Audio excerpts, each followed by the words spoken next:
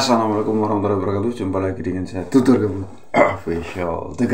Official. Selamat malam kawan. Bagaimana kabarnya? Semoga kesehatan dan kebahagiaan selalu menemani hidup Anda. Baik, saya ucapkan terima kasih kepada yang baru pertama kali menemukan channel ini, yang baru pertama kali menemukan Tutur Gabut Official.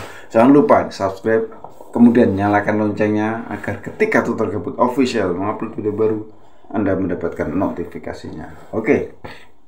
Saya ucapkan terima kasih pula kepada Anda yang selama ini mendukung Tutur Gabut. Tetap dukung Tutur Gabut agar The Gabut Official selalu semangat mengupload video-video trending saat ini dengan penyampaian yang berbeda. Baik kawan-kawan, setelah video saya yang terakhir membahas tentang bagaimana pandangan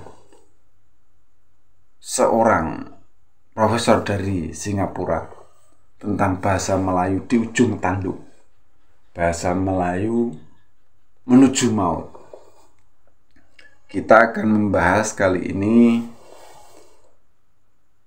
sebuah pidato yang berapi-api dari seorang profesor Malaysia tentang bahasa Melayu ini. Dia mengeluhkan bahasa Melayu tidak bisa menjadi bahasa kebanggaan, tidak bisa menjadi bahasa kebangsaan di Malaysia. Kita simak pidato beliau, sangat berapi-api. Oke, langsung ke video. Kita tengok dua ini. Anak Melayu tak apalah, tuan-tuan nak kata lebih ekstrim lagi. Masuk sekolah agama, masuk UIA, masuk UiTM dan sebagainya. Melayu ini, bila dia keluar daripada kelas, walaupun medium dengan bahasa Inggeris, dia tetap cakap Melayu. Anak Cina, ya tuan-tuan sekalian, sikit. Anak Cina pula, dia sekolah Cina. Ya, walaupun dia masuk SMK, dia masuk sekolah kebangsaan sahabat itu. Kalau dia masuk lagi sekolah persendirian, itu proses pencinaannya sangat kuat lagi tuan. Dia masuk Kuta, masuk Utah, itu tak tahu cakap macam mana lah. Ini sebab kita gagal. Bila kita gagal dalam sistem pendidikan, bermakna kita gagal dalam membina negara. Itu kita gagal banyak tuan-tuan. Saya nak sebutkan. Interaksi mereka dengan surat khabar keluar 2 kali diterbitkan sehari. Akhbar Xinjiu, utusan ni, berita harian keluar 1 hari je. Pagi keluar, petang tak ada. Akhbar bahasa Cina, pagi petang, pagi petang. Kalau tuan-tuan tengok, ejen sosialisasi politik seperti sekolah, media dan sebagainya, media bahasa Cina lebih banyak pada media bahasa Melayu. Media cetak. Dia keluar 2 kali sehari akhbar dia. Kalau akhbar bahasa Melayu ni sekali je. Proses pembinaan anak-anak ini, daripada sekolah Cina, ke rumah cakap Cina, masuk sekolah pada sekolah menengah cakap Cina, masuk universiti cakap Cina. Bila masanya mereka bertutur dalam bahasa Melayu. Saya nak sebut tuan-tuan ni. Kalau tuan-tuan bertemu Cina cakap Melayu, itu tanda nak kiamat dah. Tuan-tuan takkan jumpa bila bukan Melayu bertemu. Saya sebut ni tu. Saya sebut kenapa? Saya sebut Cina sebab dia majoriti bukan Melayu terbesar di negara kita. Saya kena tekan itu. Sebab dia ada hampir 25%. Ya. Tetapi pembawakan pembinaan negara dalam negara ini, kalau dia tidak dipantau, kerajaan terpaksa tunduk kepada mereka hanya kerana secepis undi ni. Ceritalah nak mendaulat bahasa Melayu 65 tahun lagi, kita akan gagal. Tuan-tuan, walaupun sekolah vernacular ini bawah kerajaan, ya, gaji ni diberikan, berapa bilion diperuntukkan, tetapi mereka setiap arahan kerajaan jarang dipatuhi. Ya, akhirnya kerajaan terpaksa tunduk kepada mereka. Bagaimana kita nak bina negara kalau warganya tidak patuh kepada agenda sebesar ini? Kementerian Pendidikan minta tambah bahasa Melayu supaya daripada 180 minit, jadi tambah lagi supaya jadi lebih, kita pergi jauh sikit, daripada 360 minit seminggu dan sebagainya. Tak boleh, dia akan ditentang secara besar-besaran. Sejarah yang diajar di sekolah jenis kebangsaan ini asalnya diajar dalam bahasa Melayu, tetapi ditentang dengan begitu ekstrimnya, akhirnya subjek sejarah dia ajar dalam bahasa ibunda masing-masing. Ini yang berlaku ni. Agenda sebesar ini, kerajaan boleh tunduk. Bahasa Melayu, mana ada kat dunia ni kempen bahasa kebangsaan? Bahasa ini sepatutnya sudah menjadi darah daging rakyat. Seluruh negara di dunia ini, 195 buah negara. Apabila bahasa itu menjadi bahasa kebangsaan, dia mesti dikuasai tanpa berkecuali. Malang dan negara kita, apabila banci 2010 dibuat, dia akan dibuat lagi. 2010 dibuat, maka pembanci pergi pada rumah ke rumah. Sebahagian besar daripada masyarakat Cina di bandar tidak boleh membaca dan bertutur dalam bahasa Melayu sehingga terpaksa membawa penterjemah. Tuan-tuan, 60 lebih tahun kita merdeka. Kalau gagal, kuasa mesti dilaksanakan untuk mendidik golongan membina negara dalam negara. Barulah tuan-tuan kita akan capai yang ketiganya, iaitu perpaduan yang kita idam-idamkan. Seterusnya kestabilan negara yang kita idam-idamkan pada masa akan datang ini. Sebab itu saya minta saudara-saudari sekalian, ya, buatlah apa juga jalan sekalipun. Kalau ditakdirkan Dewan Bahasa dan Pustaka ini perlu diletakkan di bawah Jabatan Perdana Menteri, jalankanlah tanggungjawab itu. Daripada letak di Kementerian Pendidikan, nampaknya tak pergi ke mana dia. Tak pergi ke mana dia? Nak buat apa? Tak tahu. Banner Bandar Kuala Lumpur dah macam London dah.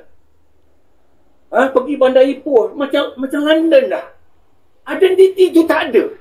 Tidak terconjol. Jati diri negara itu tidak terconjol. Kita sudah menyaksikan bagaimana berapi-apinya seorang Prof tadi berbicara tentang bahasa yang saat ini sudah dipinggirkan oleh,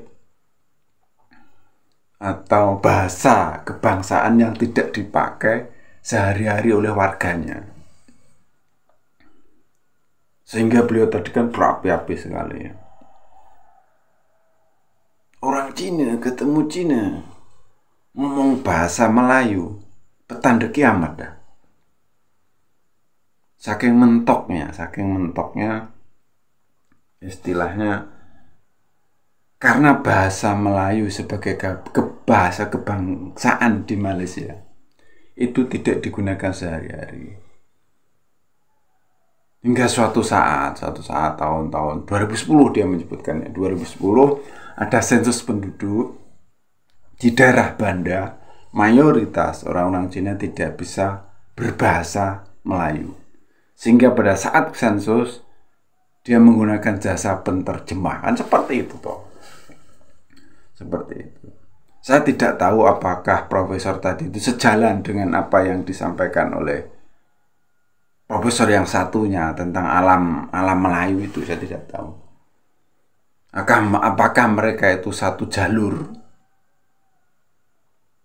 ingin mempropagandakan alam Melayu tadi, saya tidak tahu. Tapi yang jelas pidato menggebu-gebu dari beliau ini menandakan bahwa apa yang terjadi di Singapura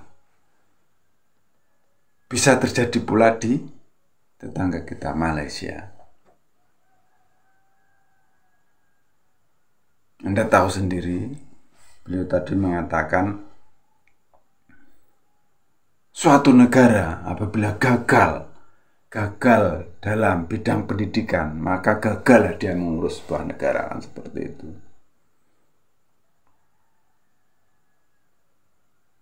Ini dipicu karena jumlah mereka sudah kalah dengan jumlah orang keturunan Cina, keturunan Tionghoa.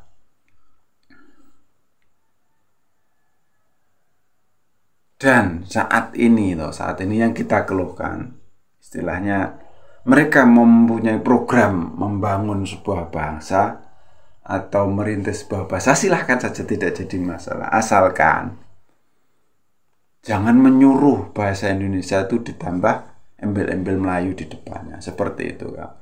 Kalau mereka tidak mempropagandakan seperti itu, tidak menyuruh bahasa Indonesia di depannya disematkan Melayu, kita tidak ngapa-ngapain, kita tidak akan mengcounter, kita tidak akan memberikan tanggapan atau bantahan. Tapi karena mereka ini propaganda mereka adalah alam Melayu dan belakang-belakangnya mengharapkan agar bahasa Indonesia disematkan Melayu di depannya, tentu kita akan melawan, kita tidak akan pernah setuju. Seperti itu kawan. Dan tadi di video dia terakhir tadi, di video yang bagian suatu bangsa apabila bahasa itu sudah menjadi ciri kebangsaannya, itu tandanya bangsa itu sangat kuat. Seperti itu. Dan paling akhir di video dia itu kan, lihat bandara Kuala Lumpur, macam London.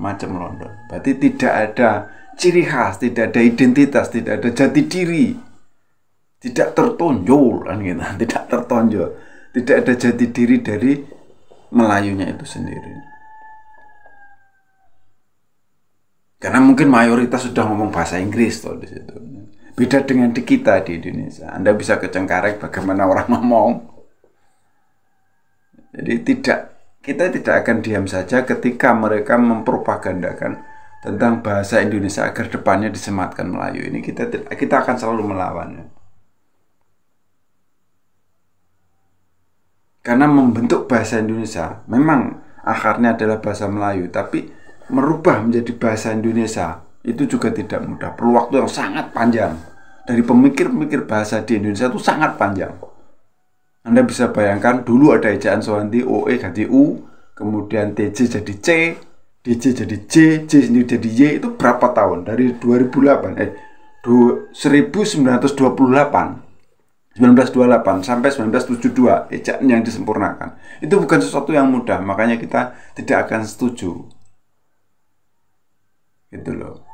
Jadi kalau Malaysia membuat istilahnya pingin buat bahasa Malaysia, silakan saja, kita tidak ngutang-ngutik. Itu urusan mereka. Tapi jangan sampai mengobok-obok bahasa Indonesia agar disemakan Melayu Indonesia, jangan sampai. Kita tidak akan, dan kita akan terus melawan. Oke, cukup sekian pandangan tutor gabut. Ada salah-salah kata, mohon maaf. Ada yang baik dukung, ada yang jelek tunjukkan di sebelah mana. Oke ya. Terima kasih atas simak Anda. Terima kasih atas segala perhatiannya. Ada salah-salah kata, mohon maaf. Ada yang baik ambil sebagai pelajaran, jelek buang saja. Tutur gabut official. Wassalamualaikum warahmatullahi wabarakatuh.